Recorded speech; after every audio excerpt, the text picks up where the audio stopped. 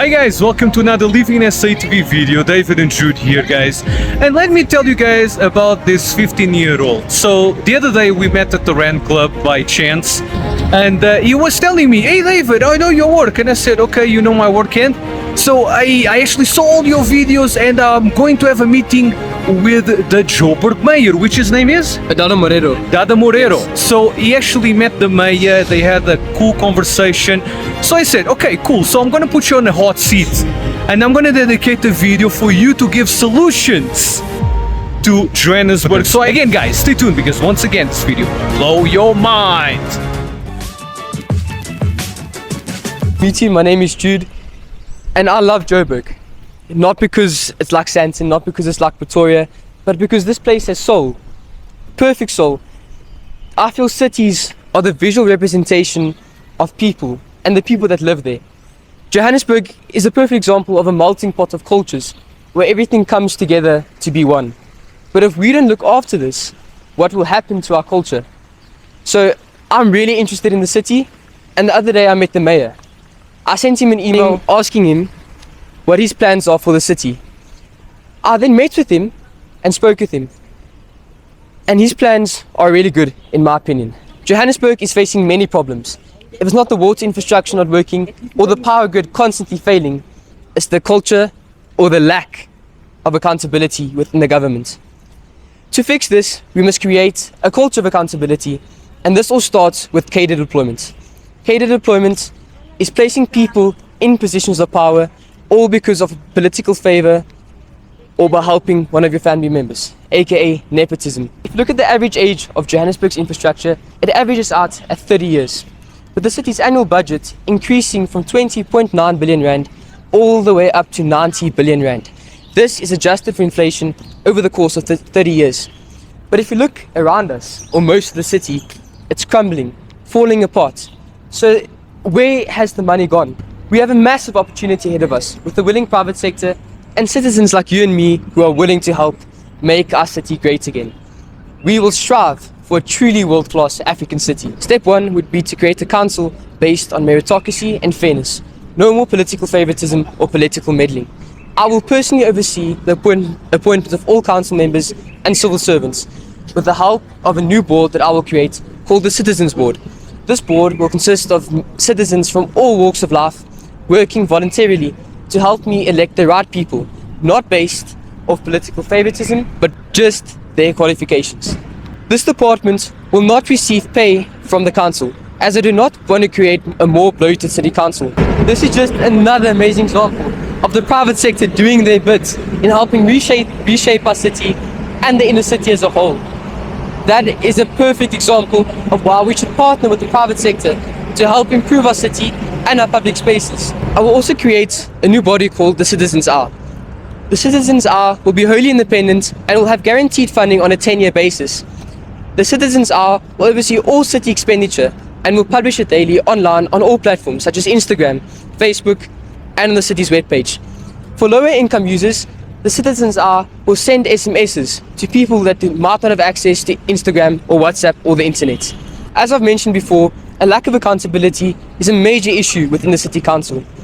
I plan to fix this issue by implementing strict performance quotas for all civil servants, based on a 3-strike system. If you do not adhere to the performance quotas, you will face disciplinary action, which will include a weeks-long program on integrity, ethics, and knowledge on your job. Additionally, I will do away with BEE and diversity, equity, and inclusion quotas, as these have become an obstacle to the city's improvements and development. People should not be appointed based on their skin color, but rather what their qualifications are. It's frankly idiotic to appoint people based on their skin color, as the very people who pay their salaries have to dodge potholes on their way to work. We need to start shifting our priorities away from irrelevant quotas and to things that actually benefit the citizens of the city, like fixing potholes, keeping the traffic lights working, and keeping your water running in your taps. We need leaders who will focus on things like that, not on irrelevant quotas. Johannesburg's image has long been tarnished, but it's places like this that are changing that perception. This is a central improvement district falling under the mining district. This was all done by the private sector. This attracts investments and increase the city's image. If we can clone districts like this in other parts of the city, we can drastically improve the image of the city. Johannesburg is a city full of untapped potential. Another goal for Joburg that I have is transport. I envision Johannesburg as a 15-minute city where all your essential needs and everything you need will be in 15 minutes from your house. I will do this by reintroducing trams. Trams were an essential part of Johannesburg up until the 1960s, where they were removed for bus services. These bus services are irregular and unreliable. Trams will also serve as a tourist attraction to citizens in the city and tourists. Another thing that I will bring back to attract tourists are the underutilized tunnels underneath the city. These include the tunnels from Mystic Street Post Office. I will turn these into tourist attractions, allowing pedestrians to walk underneath the city and feel more safe in the city. The tram system will connect Soweto to the CBD, Braamfontein, and some parts of the northern suburbs. Another project that I aim to expand is the Gautrain. The Gautrain has been incredibly successful and brings billions of rands to the Gauteng economy yearly. This will be fully integrated with the Rea Vaya bus system and the tram system, along with Metro Bus and Metro Rail. This will all be included in an app called My Josie, the My Josie Move app. This app will have a one-ticket system as proposed by Panyaza Lesufi, which is an amazing idea in my opinion. So I will be able to get from Braamfontein to CBD using one ticket going through 3 modes of transport. This will ease transport throughout the city and allow more tourists to see all of this. Additionally, I plan to remove the BE quotas for the tendering process of the trams. This will ensure that all people who work on the trams are properly qualified, and I will not go down a rabbit hole of funding. I'll also ensure that there is a transparency in the tendering process so that everyone can be a part and all affected communities will be consulted in building the trams. Additionally, to make the city more appealing, I will ban cars from certain streets except peak hours and on weekends. This will create streets similar to this one with indicated bike lanes on the side.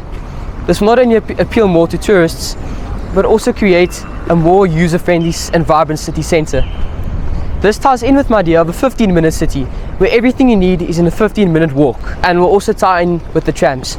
Additionally, I also plan to give tax breaks to corporates to attract businesses to move back to Joburg. Not only will they be coming back for the tax breaks, they'll be coming back to places like this, an image of Joburg that we once had and once will have again. Johannesburg is plagued by hijacked buildings which are occupied by undocumented citizens and usually lack basic amenities in the buildings. This is not only bad for their health and safety, but also for Johannesburg's image and the other people living in Johannesburg. I plan to evict them and give them proper housing, as the Constitution says. These hijacked buildings will then be redone by the private sector on a 99-year lease, which will be handed out to corporates who are willing to move back into the city. If they do not adhere to the strict regulations stipulated into the lease agreement, they will be given 2 years to adhere to those rules. Otherwise, the lease will be terminated and reassigned to a different corporate, ensuring that the city is rejuvenated to its former glory. Additionally, these 99-year leases will also be given to private developers. If you think about it, 99 years from now, not one of us will still be alive. So at least the legacy we leave behind will be a good one for future generations to come. In addition to hijacked buildings, I will also focus on creating vibrant park spaces and green spaces such as this one within the inner city. One park like that is Joburg Park, which I plan to create as Joburg's equivalent of New York Central Park. Joburg Park is an amazing place, an iconic green space that is really undervalued within the city. It houses Joburg Art Gallery, an infamous building which I also plan to give emergency funding. Johannesburg Art Gallery houses 10,000 paintings, including Picasso's and Monet's, which are also on loan to South Korea for an undisclosed amount of time. This cannot be happening to our artworks. We need to protect them, preserve them, and rebuild Joburg's heritage. By focusing on the past, we can create a brighter future for all of our residents and all of our artworks. By addressing hijacked buildings, revitalizing Joburg Park, and supporting the Johannesburg Art Gallery alongside the Johannesburg Heritage Foundation, and restoring our cultural institutions, we can truly create a vibrant city meant for all of Johannesburg's residents, attracting tourists and private investment within the inner city. If we're proud of our past, we can be proud of our future. As you can see, taxis are an important way when people in Johannesburg get around the city. Now, we can't stop that man from doing business in the city here. We need to incorporate him with our plans for a modern tram system within the city.